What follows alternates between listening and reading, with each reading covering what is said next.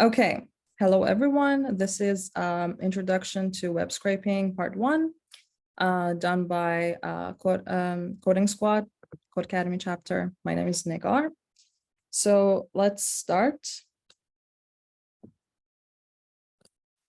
So my name is Negar, as I said. I'm a Google Developer Student Club's mentorship management team. And I also focus on machine learning engineering and Python development. Right now, I'm kind of exploring React as well to use it in my job. So yeah, that's me.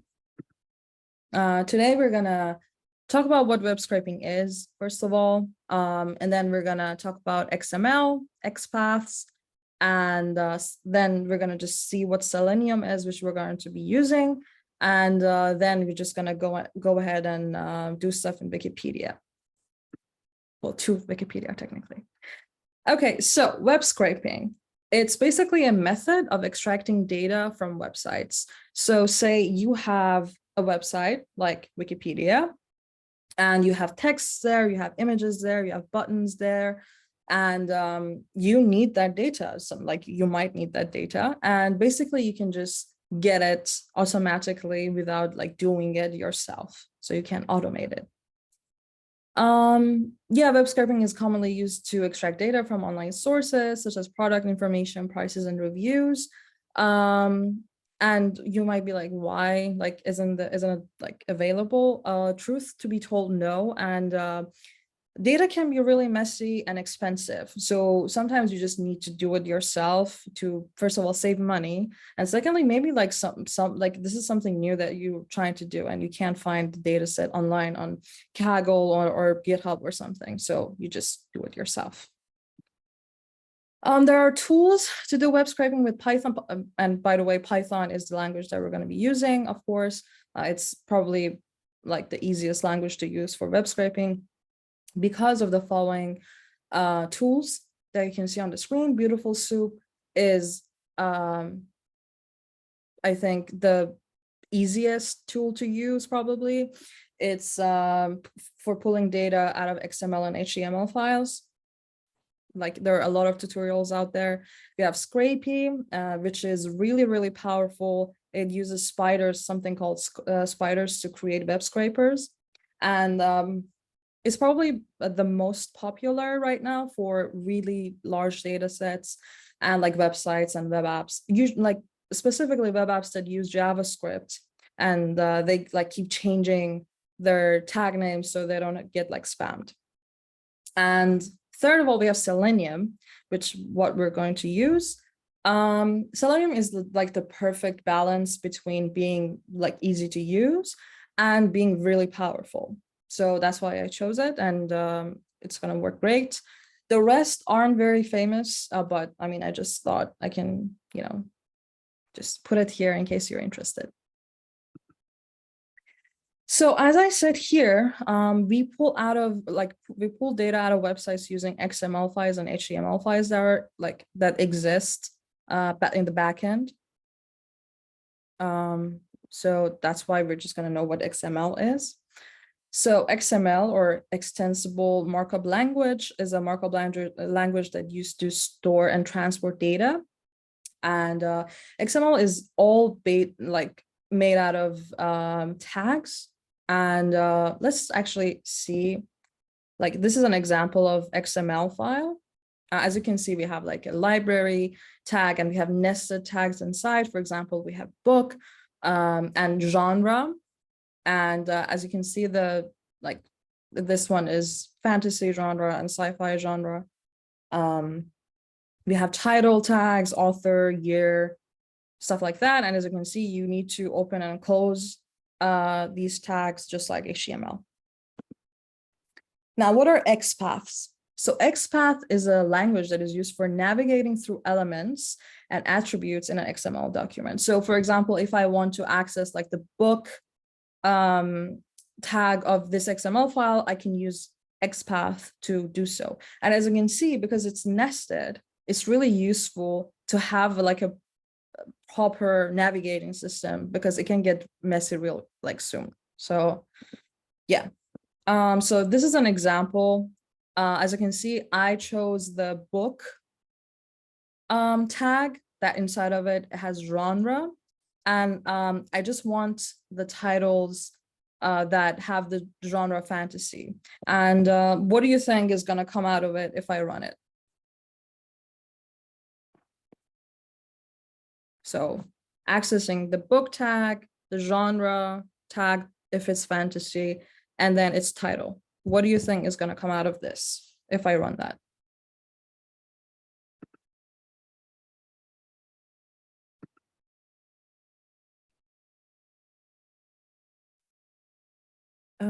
Okay, let's see what's in the chat.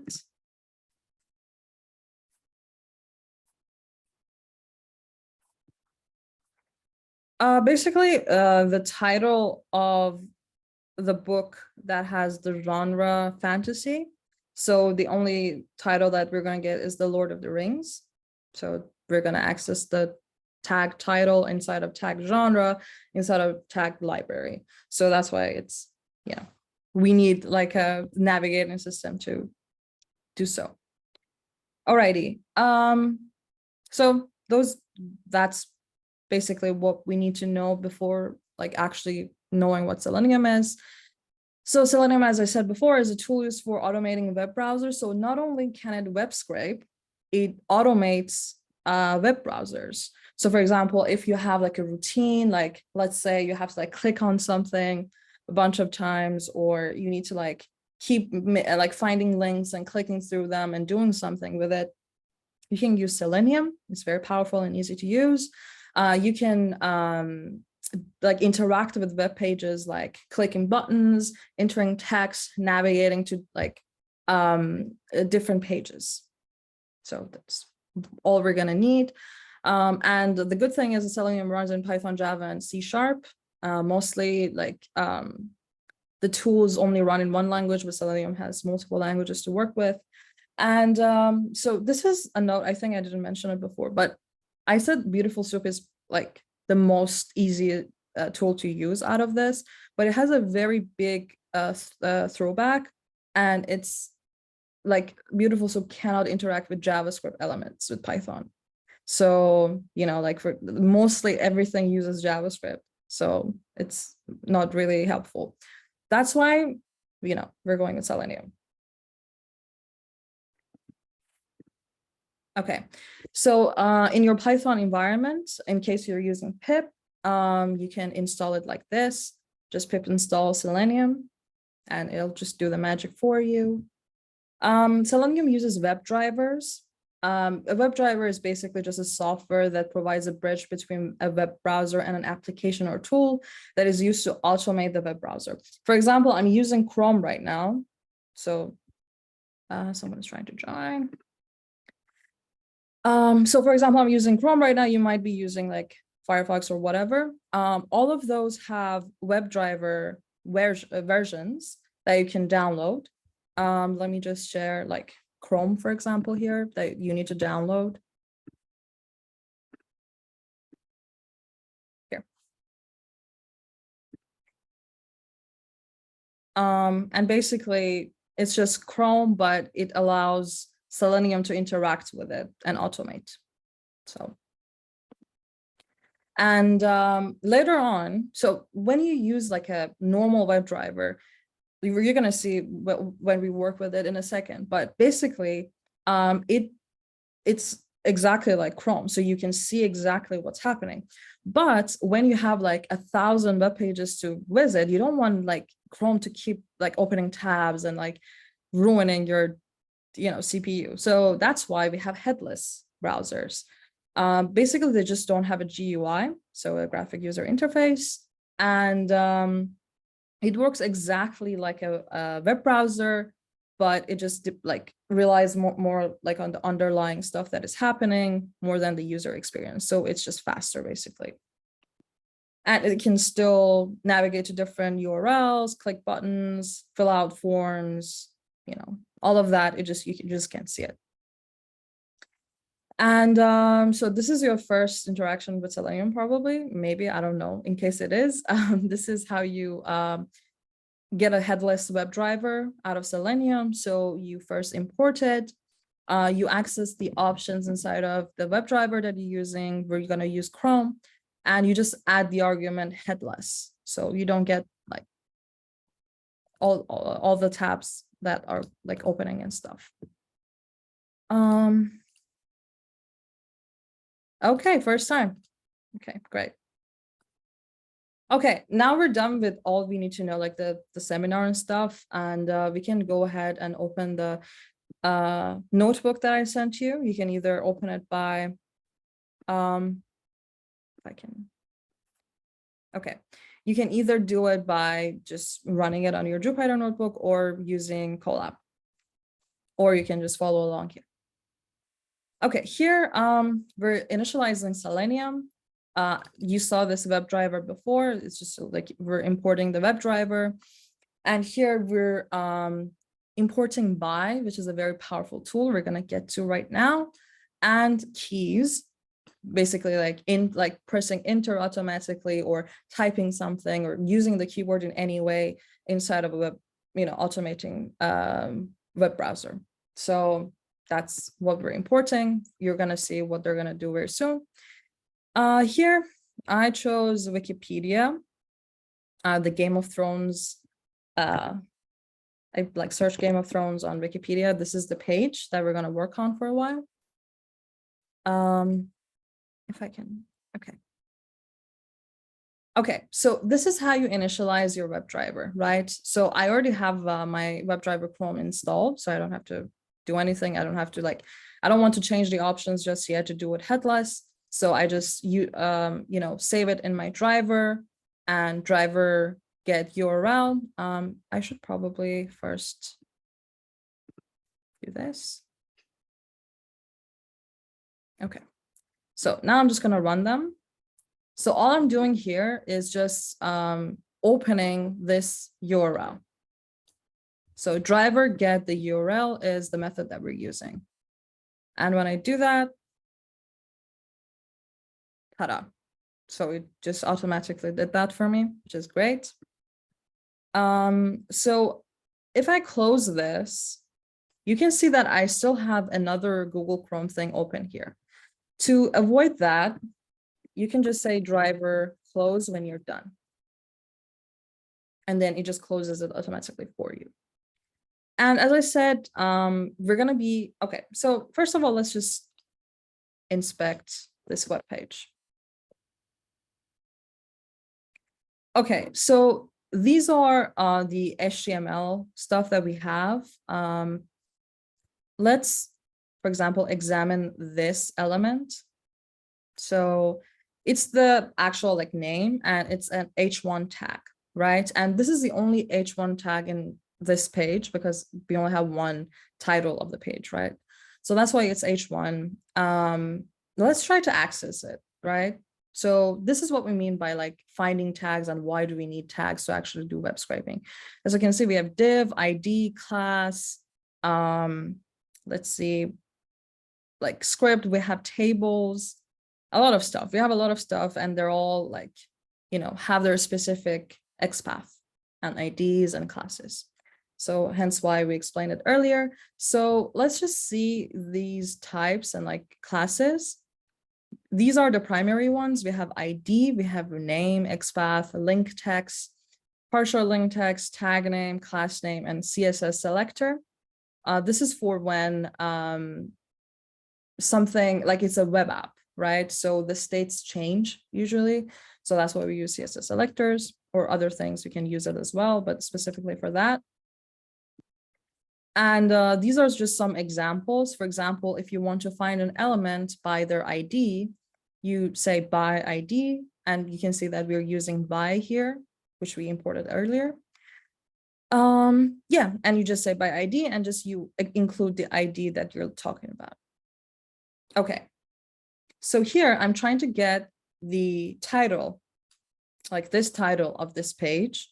And we just examined it. It's an H1 tag, and this is the only H1 tag that we have. So I still, did the same thing that we did before. I just basically just open this web page. And then after that, I'm saying, okay, so find the element by its tag name and when it's H1, so the title, and put it in H1, heading 1. So let me run it.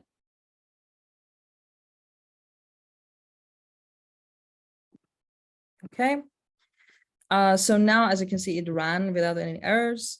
And we have heading 1. If I just do heading 1, I'm going to get like a web element, which is its own data type. All I have to do is just say text. And then I have Game of Thrones here. Yeah, I think it's pretty straightforward, thankfully, because of Selenium. Now we want to get all the H3 tags. And why do I need H3 tags? Okay, so when you go here, I want just every single thing that is talked about in this page, like so the plot, the cast and characters, the theme and everything. And if you look at it, all of them are wrapped around the H3 tag, right? So here I did exactly the same thing as above. I just selected H3 instead. But actually there is something different I forgot to mention. Because there are multiple things that have H3, we select S. So like driver finds elements, plural.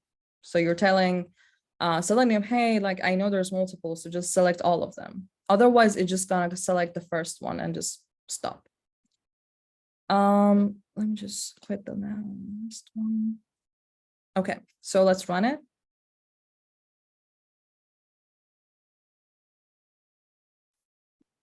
Ran without errors. And since this is a list, I have to access every single heading inside of it and then print the text. So here we go. Yep, we have language, broadcast, blah, blah, blah. All the H3 tags that we were looking for. So now I have a task for you guys. Just select every single text paragraph that we have on that in the same like URL.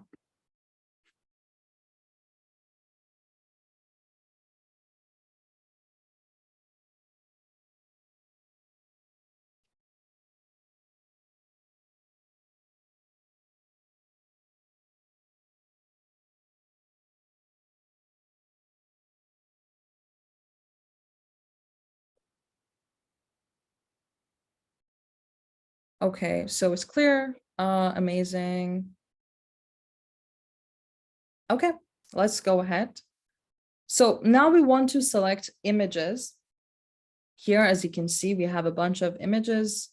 For example, we have these, we have George R.R. Martin, we have, we have a lot, basically. And let's inspect and see like what we're supposed to select. Let's just pick, I don't know, Emily Clark, for example, here.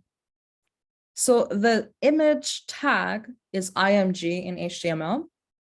So what we're going to do is basically get, all of the images. Now you might be like, okay, so text is, strings. So we can just basically, Python knows how to deal with strings. But what about images? Like, how are we going to deal with that? Oh, thank you for telling me. Yes. So I'm just going to, no, it's not normal. I forgot to unpause my screen. Okay, so I was just saying, okay, so this is an image. I'm going to hover over to see what the tag is here, and it's just img. And now I know what to do. So I just, the drill, tag name, image, whatever. But how do I like get it and download it, right? For that, we need an extra help, and that is the requests module. Basically, it sends and receives requests on web, but we can't like do it without, like, we just solely can't rely on Selenium for that. So here, actually, I'm just gonna change this.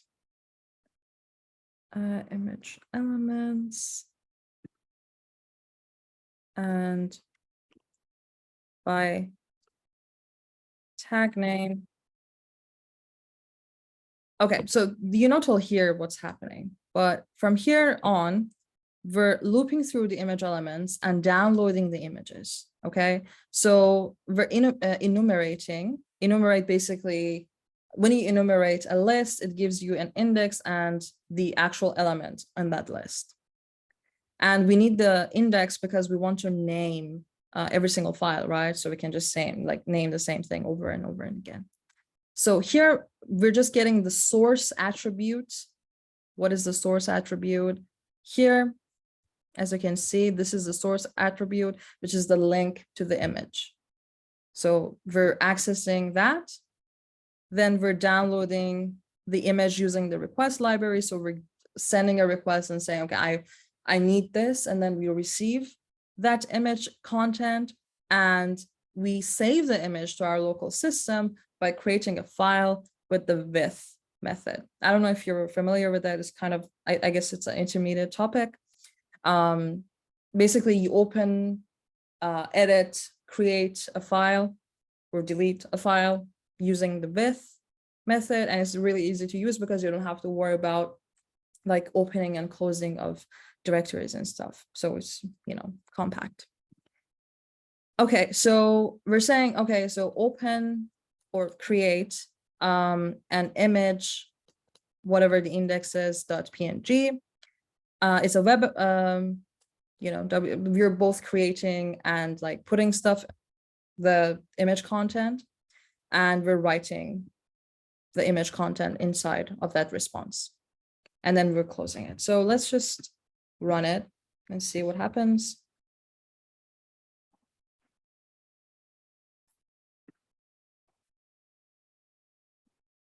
It's taking a minute. Okay, now all I have to do is to actually go to my local folder. It's not here. Sometimes it happens. Maybe it's inside here. Yes, it is. As you can see, we downloaded every single image. Like maybe half of them is, we can't really use it, but we have all the actors and actresses and the like official logo. And as you can see, the names are the index, like from the very beginning of the page. That's like, we know exactly the sequence in which the images were placed. So that's great. Any questions?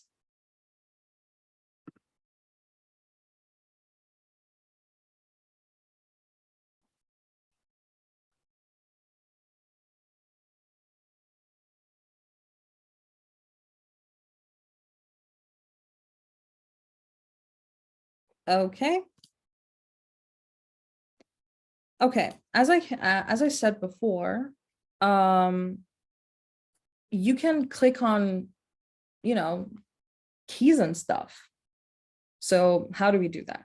Okay, so for now, I'm gonna use Google for this. Let's just head over to Google, like actual google.com. So if I can type life of me. Okay, so I'm just gonna inspect it. Okay, so we need to know what this is, right? Because we want to type stuff here.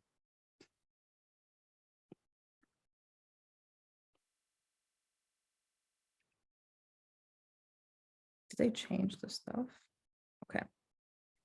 Anyhow, here we just, get I just called the driver to browser, just changed it a little bit. The search box is, as you saw, it's wrapped around the name Q. So I'm just selecting the entire search box. And here I created a search query. So I just Selenium automation, for example. I just selected that. And yeah, and then I just, send keys. I just sent keys of the search query. So like, it's like typing, but automated, of Selenium automation. And then I click enter. So this is how we use keys that we imported in the beginning. We just are pressing keys. Okay, let's run it.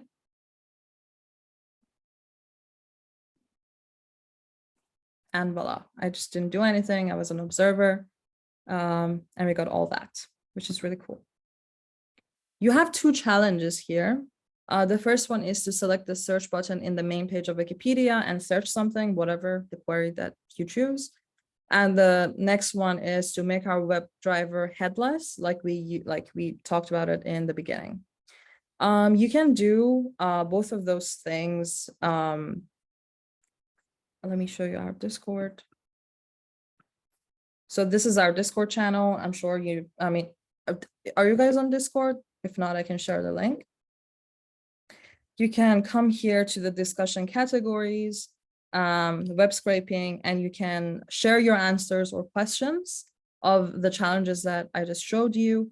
And, you can have a discussion with me or anyone else who's willing to answer.